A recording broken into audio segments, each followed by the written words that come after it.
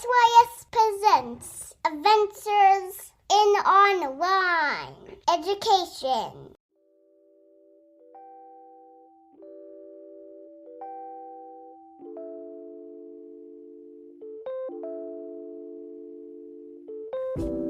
Welcome, online educators. You're listening to SYS Presents Adventures in Online Education, where we discuss the realities of virtual education and bring you the best tools for the job from the experts, virtual teachers like you. I'm your host, Natalie Conway. Today, we talk about creating a positive classroom culture that promotes authentic engagement online. We'll discuss passion and self-care, as well as the importance of relationships and giving students grace. My guest today is Christpher Younggren. Christpher is an award-winning stage actor, playwright, director, public speaker, YouTuber, and magician. He has a bachelor's in speech communication from Northern Arizona University, where he was a national champion speech team competitor, and an MFA from California State University, Fullerton, where he won the American College Theater Festival in Acting, culminating with a performance at the Kennedy Center in Washington, D.C. He is currently a first-year teacher, teaching grades 6 and 7 ELA at the Academy of Tucson in Arizona, where he has adapted his theater training to enhance student engagement via distance learning with a series of improv games designed for Zoom. He also has a YouTube channel, Classroom Confidential, where he shares these and other student engagement techniques with educators for use in their own classrooms. You'll hear Christopher's passion and energy, and I hope be inspired to bring your strongest, most daring self to these last weeks of the school year. We've got this. All right, let's learn something new.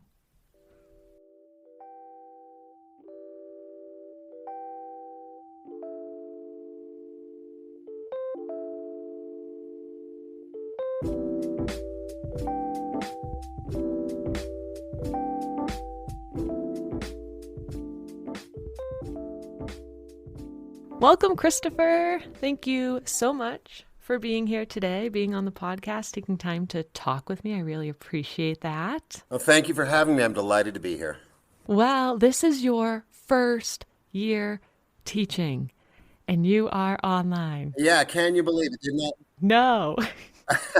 Didn't I pick a good time to start? I mean, I did teach college for several years, and prior to beginning full-time, I was a full-time substitute teacher, which I honestly think is some of the best teaching training that you can get. For sure. But yeah, I decided that this would be my first year as a full-time teacher, and I had signed the contract prior to last March, and then, of course, the whole world went, where in a handbasket, and all of a sudden, I'm a fully 100% virtual online teacher. So it's definitely been an interesting year to begin a full-time middle school English teacher career, I can tell you that much. I can imagine. Yes. What have you learned this year? Are there any Everything. positive takeaways? I've learned absolutely everything there is to learn, and now I'm done. No, really, I think, and I keep saying it over and over again, I think that people who can teach through these times, at the end of it, and when we look back, we're going to realize that we can teach anyone, anywhere, anything. Because if you can teach under these circumstances, when you're looking more often than not at a grid of zombified faces, half of whom you don't even know are listening to you, or if they're watching YouTube videos or playing Minecraft on another tab. If you can teach under these circumstances with any degree of success, honestly, I think sky's the limit. And on the flip side, I think that students who show up and who, even put in like 75% effort, once they get back to an in-person classroom, I think it's honestly going to be a real cakewalk for them. And I have a lot of students who are terrific. I'm very lucky.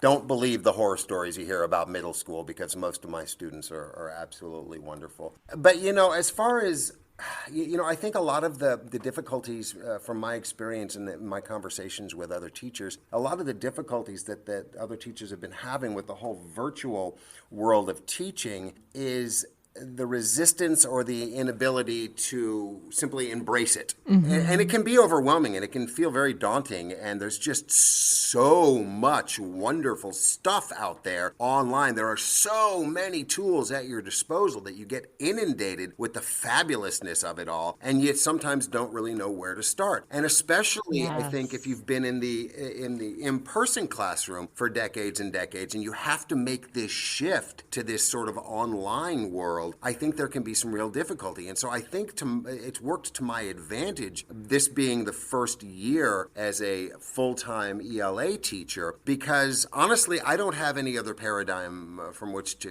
by which to compare it. I mean, yeah, I taught theater, I taught acting in college, but that's a whole different story. I mean, those are students who typically are there because they want to be there, but starting off in a world that's 100% virtual, I think it's Stanislavski, a very famous Russian acting teacher, talked about something called the magic if.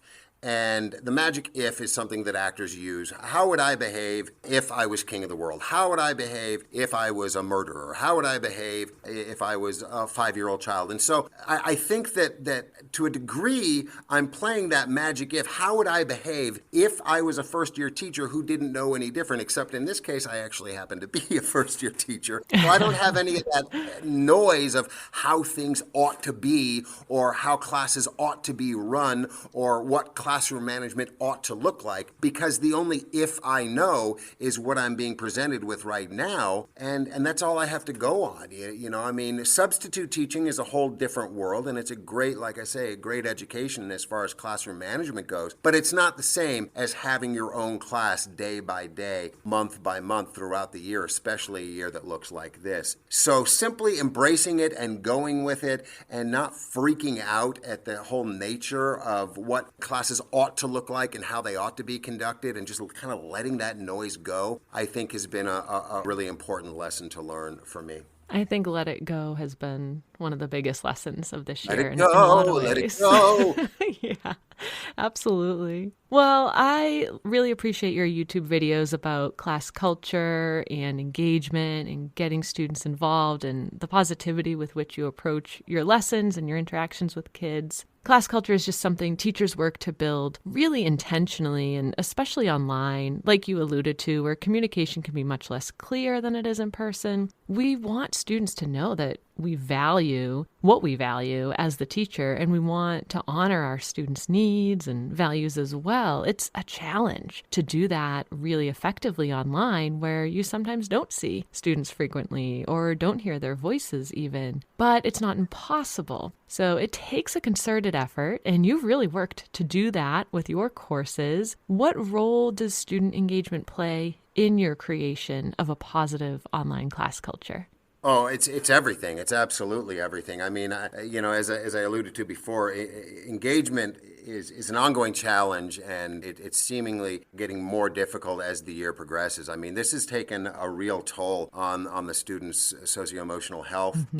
You got rates of depression that are through the roof. Unfortunately, rates of suicide are higher than they ever have been before. It has to be absolutely paramount. It has to be job number one. And I began, and the way the YouTube channel even came into existence in the first place is I did a video about a week before class ever started, where I created this sort of crazy Hogwarts type professor named Professor Crookleshanks, and I did like an interactive magic trick on the video that I presented to the class as Professor Crookleshanks. Very, very sorry, Mr. Younggren could not be here, but he sent me to welcome you, and I used it basically as a way of showing that magic could happen even though we're not together, and that the magic of education, the magic of learning could occur even if we're not in the same physical space. And by using the theatricality of this Hogwarts type guy, it also, I think, gave them a sense that they weren't going to be able to sit by as just sort of passive observers, but that I was going to expect them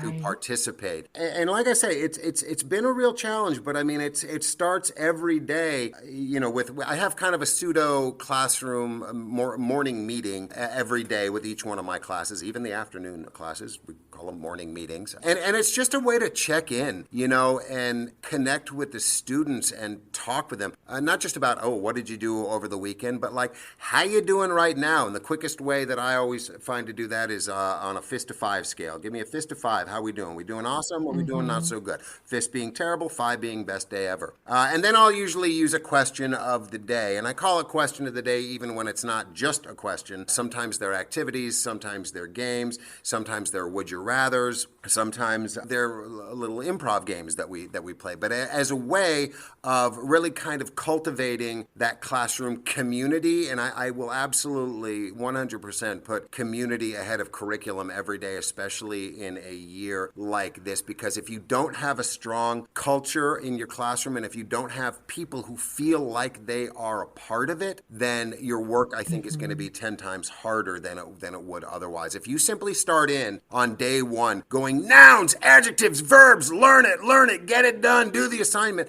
I think you're just setting yourself up for failure. But if you stop every day and talk to them and say, look, guys, I know this stinks, and I know that we've been in quarantine for a year and you haven't really seen your friends or been out of your house in months and months and months. We are here together. And while you are in my classroom, at least, I don't know what other teachers are doing, but as long as you are in my classroom, you are part of this family. And we have to kind of cultivate that mindset, because going back to the start, that engagement is a constant, you know, and I won't say it's a struggle every day, but you have to be constantly cognizant of it. You have to be aware of it every day, and you can't simply assume that it's going to take care of itself, because that's when you get into trouble and all of a sudden kids start checking out left and right. True. Yeah, you really can't take it for granted. And I totally agree with you. It's not that it's a struggle, but it's that it's something you need to be really conscious of and deliberate about. And you're very good at doing that. And there is always going to be that student who does check out or isn't participating. So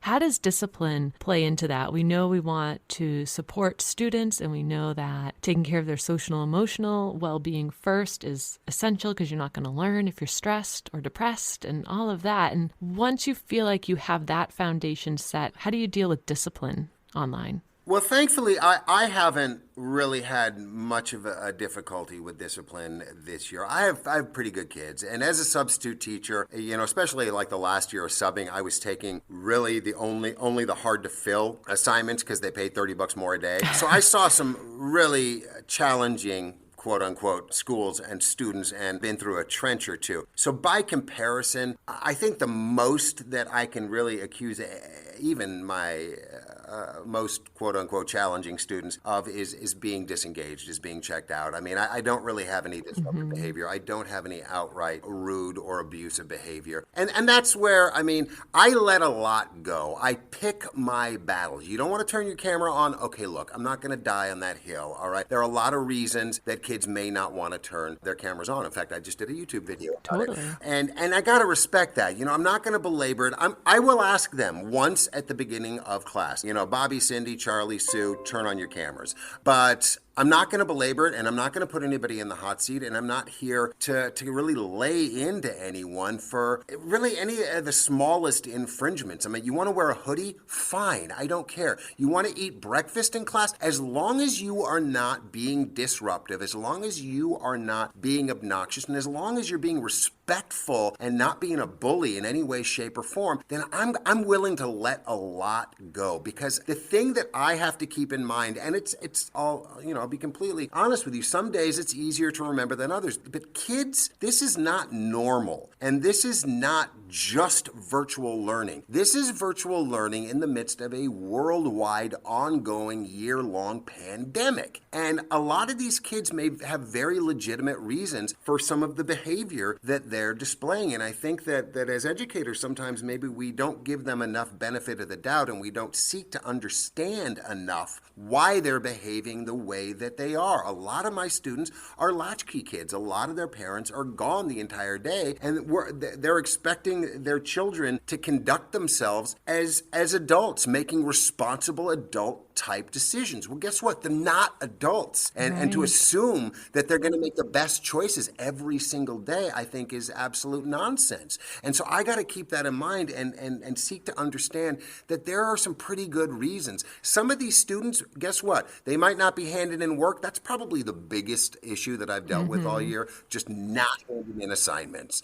And yet some of them, I mean, you can flip the paradigm and go, well, they're not doing it just to be willful. They're not doing it just to be rebellious. They're doing it because maybe a lot of them are just scared and they really believe the world is ending and it doesn't make a bit of difference anyway. And so I got to give them the benefit of the doubt when it comes to discipline, and I got to choose my battles. I have not run into very much this year from a discipline standpoint that's needed much attention on my point. It's basically just a lot of redirecting, a lot of, hey, are you with us? Hey, are you paying attention? You know, Earth to Charlie, are you with us? Whatever. But thankfully, I haven't run into much in the way of anything worth mentioning. Which is good. And I think that speaks to likely the culture you set up right off the bat, because I think a lot of times those, what we term in special education often, unexpected behaviors and those kinds of things, they just don't happen as frequently or at all when you've already set that foundation. And I also really appreciate you bringing up that questioning why. Why is a student reacting this way or acting this way? Or, why aren't they turning their cameras on? There could be 1,001 reasons, and that's okay. I don't need that kid's camera on to teach them effectively or to even connect with them necessarily. So I think that's amazing. I really believe that teaching online is a different job than teaching in person. And the rules just can't be the same for both. It just makes sense to think of them as different jobs with different rules and different norms and different expectations for students. So I hope that's at least one thing we take from the pandemic in terms of education and remote learning or hybrid learning, whatever your school district has been doing, that we can do it differently, and that's okay.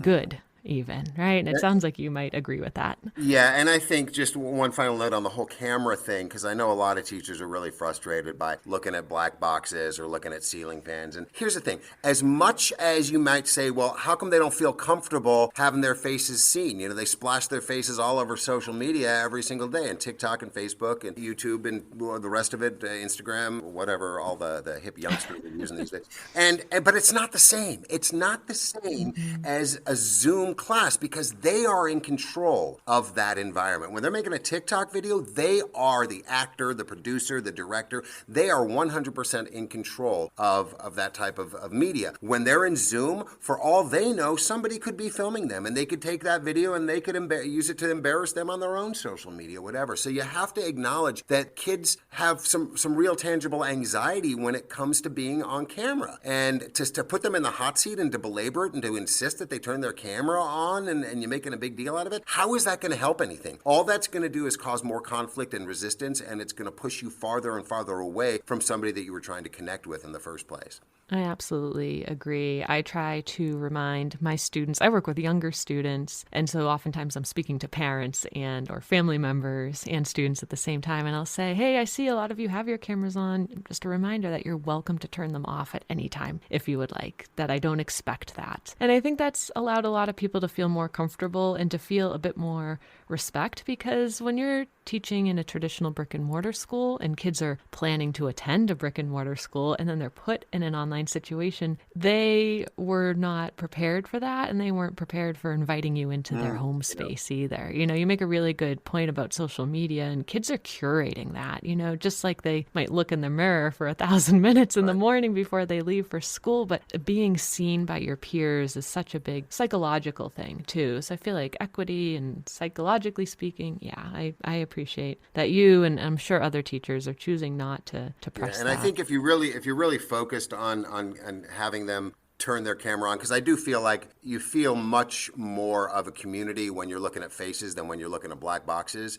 And I think, to touch on what you said before, that has to start on day one. Cultivating a community, cultivating a culture on day one, beginning day one, that makes kids want to participate, doing things that they want to be involved with, whether it be Zoomprov games or a scavenger hunt or whatever other kind of little brain breaks you want to take and engage engage them in, that you're not going to have to beat them over the head with turn on your camera, because they're going to want to get involved. And I found that to be successful more often than not. Absolutely. I so appreciate your focus on what students are doing and what they're thinking, and not necessarily attaining compliance with something.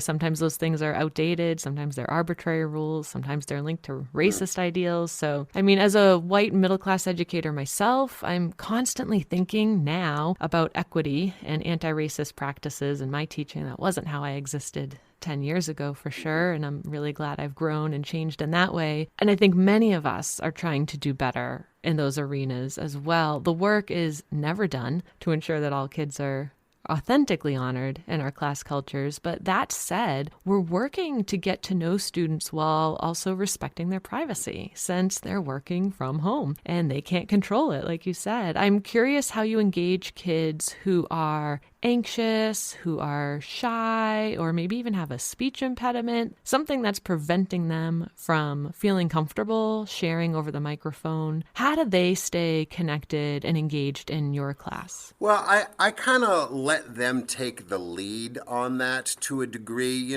I'm pretty good at reading kids. I've worked with kids for a long time, and I get a sense for the ones who really want to participate and the ones who don't. And I'll be sure to continue to regard the students who are maybe more standoffish and shyer and address them and talk to them. But I'm not going to demand that they participate, because again, that's just going to make them shut down and close off and check out. So I make sure that they feel included, that they feel like they're part of the community, without beating them over the head with absolute compliance to what I want them to do and when I want them to do it. But I think it's really, really important to recognize the strengths that your shyer and your more standoffish students have, and maybe really kind of try and point those out and cultivate them. Not make a big deal out of it, because that, you got to find that balance between, oh gosh, Charlotte, you're a tremendous artist, and you should share your artwork or whatever.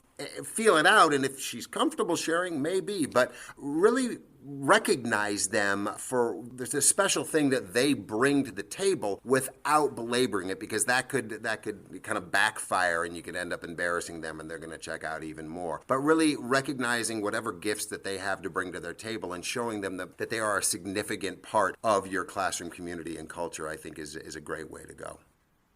Absolutely. Really giving them handles for you, and then allowing you to showcase some of theirs as well. That we talked about that in a previous episode, actually. I think it might have been the first or second episode of our podcast, where Bo Neal mentioned having handles and giving kids kind of a superpower or a nickname, and just as a way to kind of continue to build that culture and say, I see you and I see this awesome thing about you and I want to share that. But I appreciate your take on that, where you're making sure you have permission to do that and starting with that first. And I think there are so many unobtrusive ways for students and teachers to connect in Zoom or whatever platform you're using, from a chat box or even email to one-on-one sessions as needed. I think there's just a lot of opportunity for differentiation in terms of engagement. And I appreciate how you continue to focus on relationships first, and the learning comes from building a relationship. There's so much research to back that up. It's not surprising, but all right, we're going to take a quick break, and after the break, we're going to talk more about YouTube, because you have a very entertaining channel that I think our listeners would really enjoy checking out. So, listeners, stick with us. SYS is an online management company that takes a different approach. We partner with schools to manage solutions. Whether you are a district adding an online option for students, or an online school looking to go in a new direction, SYS Education can help make it exactly what you need it to be, with high-quality products at a fraction of the cost that schools pay to other companies. We are not just an educational consulting company, we are online educators ourselves, and a tech team like no other. Let us help you bring your online school experience to the next level. Find out more at syseducation.org or by emailing info@syseducation.org. Set up your free consultation meeting to discuss how SYS might be able to help your school.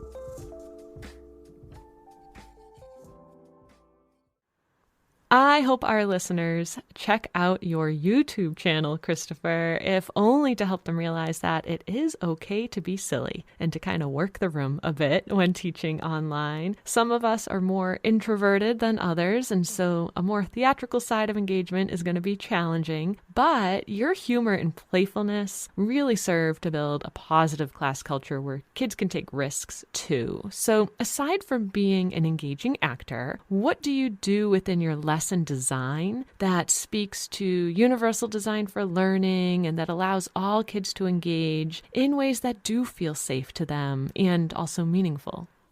Well, I start with them being the focus, and I really try to approach them where they are and use examples that will resound, that will resonate with them.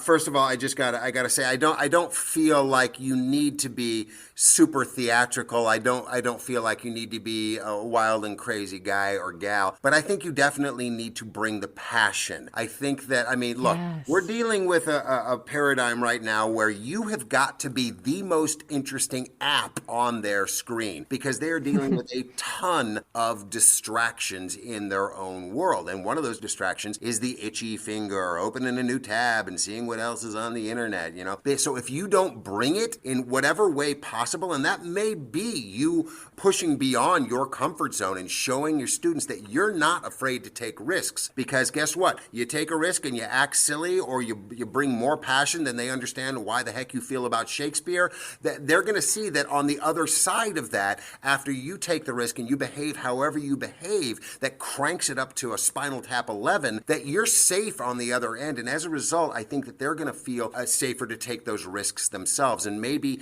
engage in learning in new and creative ways that have never occurred to them before. So I think while that's not necessarily a measurable way of designing lessons, that's something that I always keep in mind, and I'm constantly pushing the envelope to make sure that I'm not just playing it safe every day. Obviously within guidelines of appropriateness and whatnot, but something that comes to mind that I just recently used, which was based upon this brilliant TED Talk from the Hip Hop Shakespeare Company, was a lesson about hip hop versus Shakespeare. And when you're approaching something like Shakespeare, I first of all started off by saying, well, now how many of you hate Shakespeare? And all these hands went up. And I said, now keep them up. How many of those who hate Shakespeare have never actually seen or read any Shakespeare? Most of the same hands stayed up. And I said, well, why do you hate Shakespeare? Well, because he's old-fashioned and because his language is too fancy and this and that and the other thing. And you say, well, it doesn't matter if you explain to them that he wrote for a largely 90% illiterate audience, and the language that he wrote in at the time was considered very lowbrow, because now it's considered very highbrow, and that's all they can really hear or see. And so what's so brilliant about this TED Talk and this this exercise that I use in my own class as a result of watching it is you take a line of either hip hop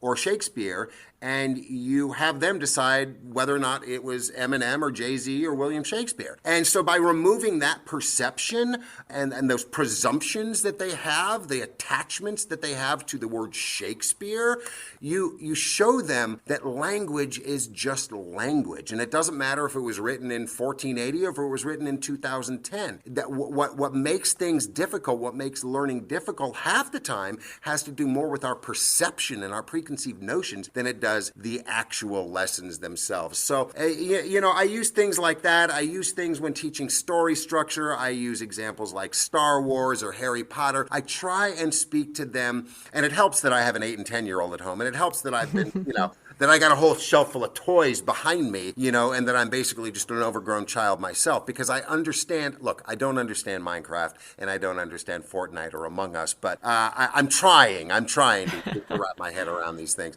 But I've been a video gamer all my life, and I watch all the movies and I try and all the music, and I try and speak to them in terms that they can understand. So I really try and make it as student-centered, as student-focused as I possibly can. I begin with, what would I want to learn if I was a middle schooler? How would I want my English teacher to instruct me in a way that I was paying attention and wasn't tempted to open up another tab and just kind of check out? So I begin with that in mind for every single lesson that I design. And that goes back to the if question you were asking at the top of the episode. If I'm an 8th grader, what do I want to do in this class? Or if I'm in 6th grade. Exactly. That magic if. There's a reason they call it magic. Yeah, if that's my role, what am I going to be looking for? What's going to keep me engaged? All of that. So I appreciate that you start with that in mind. I think that's really important. Have you ever gotten to the point in your lesson design or designed a lesson that you then had to revamp or change just due to student needs or because a student wasn't engaging with it? And how did that go? I mean, I try and make it as interesting and as exciting as I possibly can make nouns and verbs and adjectives and the rest of it. Sometimes you strike out, and Yes. you're going to have days. You're going to have days like that. And I mean, I have days where even my best students are just non-responsive, and you just got to keep moving forward. And you can't get kind of bogged down in whether or not you had a successful day, because honestly, in this day and age, I believe that every day that you teach is a successful day. Whether or not the lesson is accepted, whether or not the lesson is embraced, that's a different story, and that's beyond your control. And the thing is, there are so many things beyond our control this year, and we can't get bogged down in every single little detail, because we're just going to drive ourselves insane if we do that. There are going to be some days that we win and some days that we lose, but I really believe that if you bring it every single day and you show up with your A game every single day, that's the best you can do. And you're not going to reach every single student every single day. Even in person, you're not going to. And you got to give yourself a break. You got to take it easy on yourself. And I think that's something else that I've learned this year that's so very important. Self-care. You have got to take care of yourselves. It's no different than putting your mask on the different mask, your oxygen mask on the plane before you put it on your child. If you don't take care of yourself first, and this may seem like a no-brainer, but my goodness, there's so much going on this year that sometimes I look up and I go, wow, I forgot, I should have eaten 2 hours ago, or I'm not drinking enough water, or I need to get up and move. I need to just walk around outside for 5 minutes and get some sunshine on my head, and some air in my lungs and move. If you're not taking care of yourself, you cannot possibly take care of your students in any way, shape, or form. And I think that's something that's so important to remember. Yeah, I think teachers go into teaching, a lot of us, because it is such a giving profession, and we need to always remember that we're not going to have anything to give if we're not giving to ourselves first.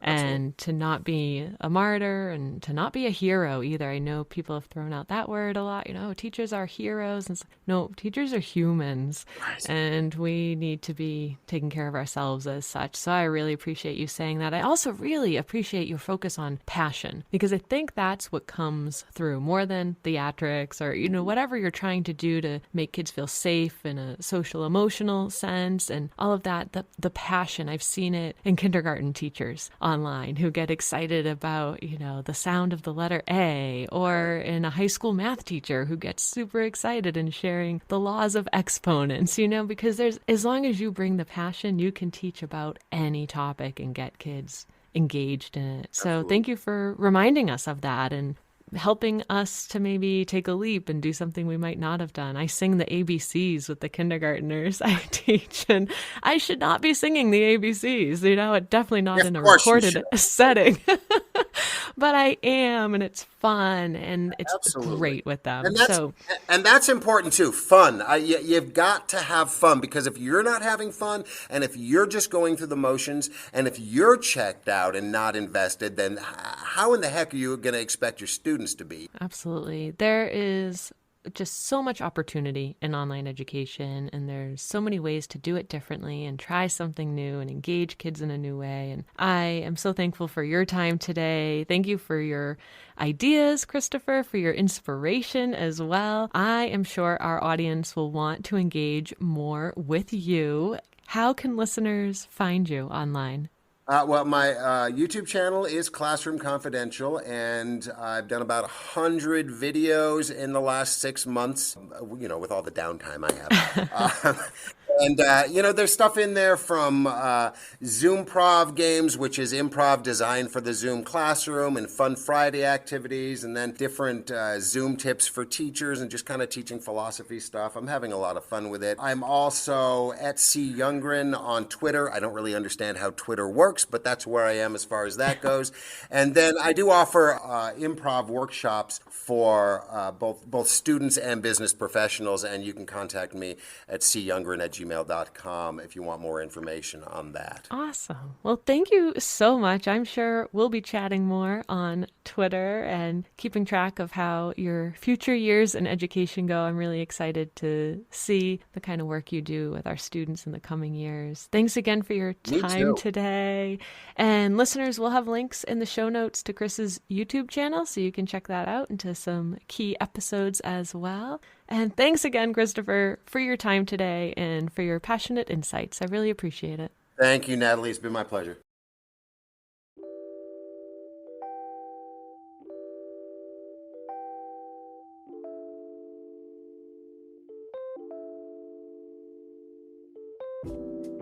Thank you for listening to this episode of SYS Presents Adventures in Online Education. Special thanks go out to my guest today, Christpher Younggren.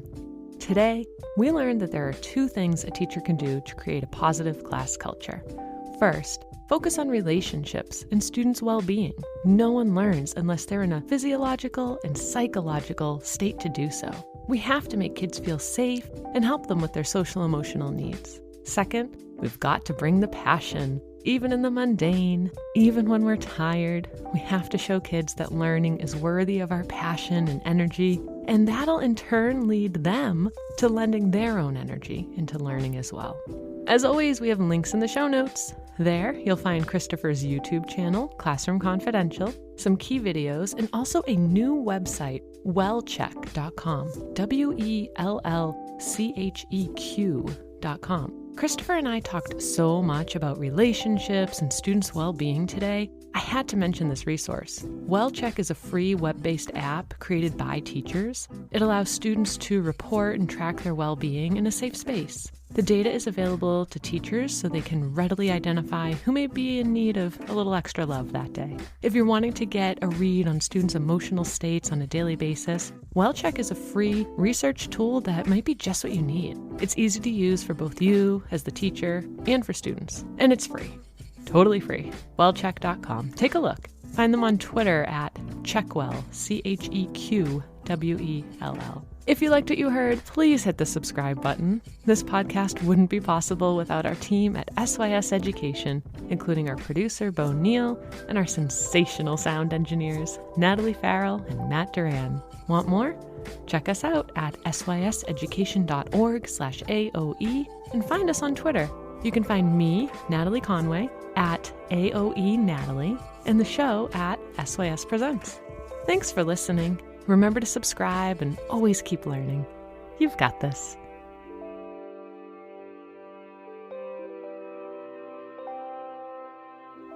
Thanks for listening.